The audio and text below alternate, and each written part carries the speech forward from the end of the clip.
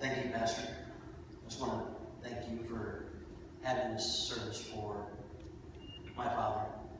Just so everybody knows, my dad had said that he wanted no memorial at all, which I understand that was his thinking, but this is for us. And I'm sure now that he's in heaven, he'll understand completely why we're doing this. We're not just celebrating his life, we're celebrating the lessons from his life. I can tell you that when I think of my dad, I can't help but think of my mom immediately. My mom, sweet spirit, always was a sweet spirit, amazing lady, my entire life. I have never found anybody who met my mother who didn't like her at all. I can't find one person. Her family loved her, friends loved her, people she worked with loved her. My dad, he was interesting. He had an interesting personality.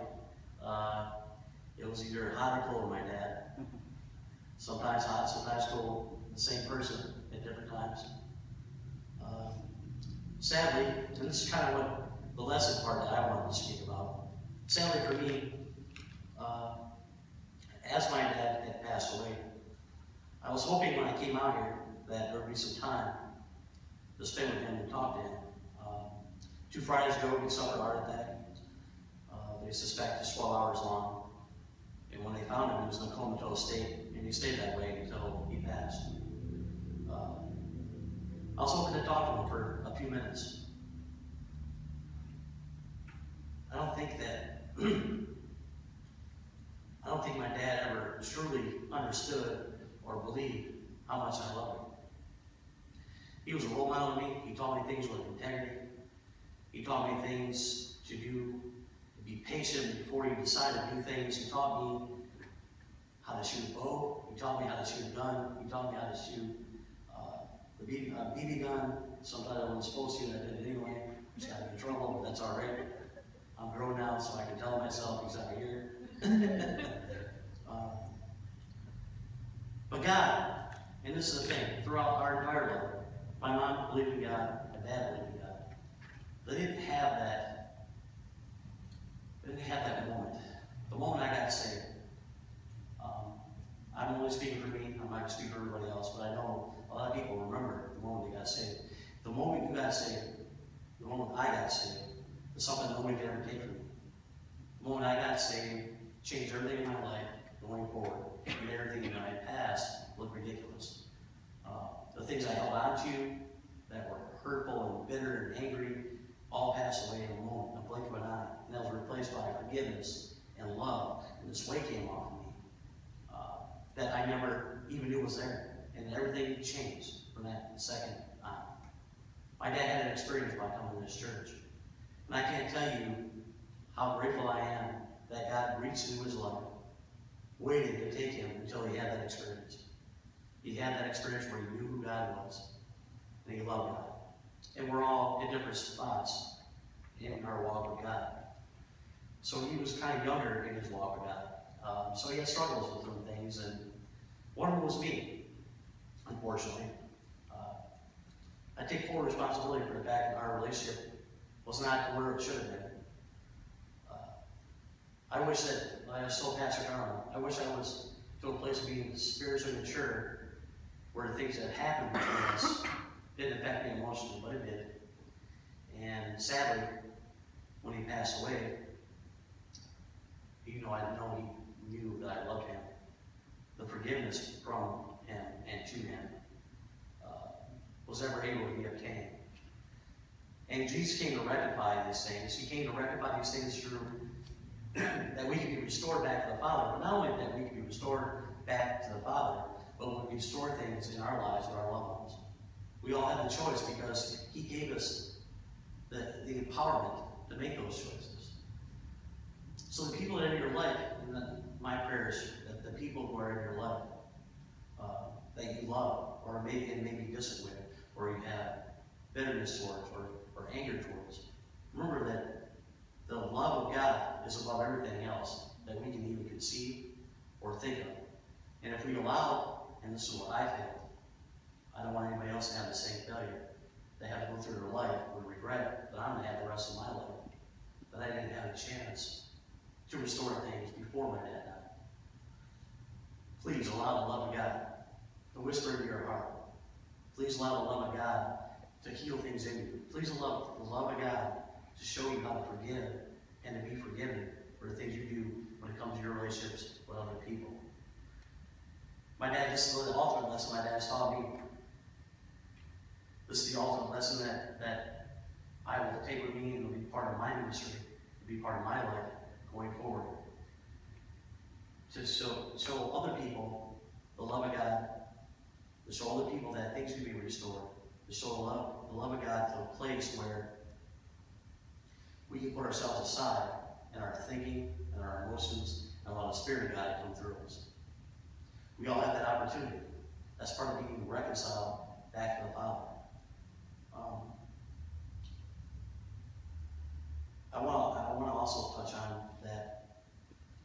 I've heard many great, wonderful things that people have said about me for coming out here, and a lot of people who, especially didn't know my relationship with my father, don't understand why I came out here. I kind of talk passionately about this.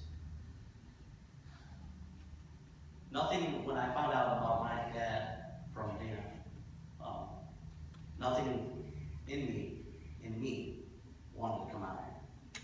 Nothing was honorable in my thinking at all. It was the pricking of God in me that had me come out here. It was a thing of God to follow Him and trust Him, and the faith that I have in Him that things will be taken care of to come out here. The reason why I'm saying this is because this has not been an easy journey for me. Each step has been surprising, and not only surprising, somewhat disappointing, and also decisions that He had made that I didn't know He made would have been crushing if it wasn't for God. But God also allowed me to meet a great pastor and Pastor Garland. Some great people in Beverly and Dana and her children. And a restoration that I've missed out on for 30 years of my life or so with my dad's best friend Ron. Those blessings and the things that through my dad, even in his death, have become greater than anything I went through since I've been here. And it's been a step of faith every step of every day. But I still want to go home. I still don't know when I'm going to go home. But I had to take care of things, and then every time something else would come up, God would put in me and take care of this and go do this. Then I take care of this and go do this. I take care of this and go do this.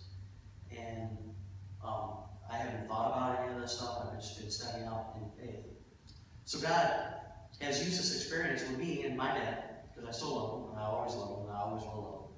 I always respect him for, at least he spoke what he said, and he's followed through on it, and he would be, in that regard, he was great. I'll never forget those things. I'll never forget about the first time we went hunting. I went hunting, was with my dad. And we shot a pheasant, and we brought it back to the house. And my dad spent 25 minutes telling me about life and death. And we went over the plumage of the pheasant and all the different beautiful parts of the pheasant and how much he loved how beautiful they were. And how much that hunting is not just to go and be a sport, but it's also to appreciate the animal. And what it is that you're killing. And why you're killing it is also to eat it. And we ate the pheasant. And how life was really about that. Those lessons that he gave me were little, but they're huge in my heart. My dad has blessed me also by knowing that he came here to this church family, and he found a family, and my prayers were answered in that. He found people that loved him, and found people to love. That was tremendous for me. That was a tremendous blessing for me. I don't really know any of you very well, but each one of you have blessed me in tremendous ways because of that.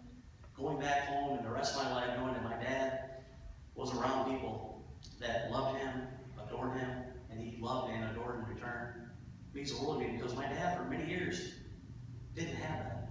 didn't understand that that was real, and that existed, and that was possible. But the love of God, again, working through him, had changed those things in his life. So, you know, my thought is that I want people to walk away with is the love of God is greater than everything else. And that God can reconcile anything if we let him. And that he can change things at 70 years old. He changed my dad. That he can change things in anybody at any time. You know how stubborn we can be sometimes, or weak, or hard-headed, or putting our own thoughts before God. God can change all those things in us if we allow him. And that's a big message for me. Is, you know, I keep thinking about the verse where it says that Mary was chosen among women. In other words, there were other women who were willing. There were other women there he could have chose, but Mary was willing. And I'm willing. That's how I came to God in this plane and came out here. That's why I've been out here ever since. That's why I moved everything out of my dad's house. That's why, you know, I time to spend with Ron. And that's why I had the opportunity to make new relationships with great people. That's why I've had, you know, got to spend time with Tanner and his family. And that's why I have come to learn and appreciate things about my dad I never knew. Because as I took the faith, I was willing. So please, my message is to reconcile. If there's anybody in your life, reconcile. First yourself with God, and then reconcile with them. Use that love that God has in you to get rid of all the other things that are there that shouldn't be. And just be willing to allow God to use you and move you in whatever direction that he has. Be willing. I can guarantee you that even if it's frightening, scary, whatever it is that's going on in your mind, that God will bless it. And the things you get in return will be way better. So all these lessons, even in his death, I appreciate my dad and what he gave me. And that's really the message I wanted to share. Don, thank you again, Pastor Don. I've really enjoyed the time I've had with you. I've really come to appreciate you in a way that, and understand why my dad spoke so highly of me. It's been an absolute blessing to me, and I'm glad that we're a part of his life. And I'm glad you're to be part of my life now. And I just want to thank you so much.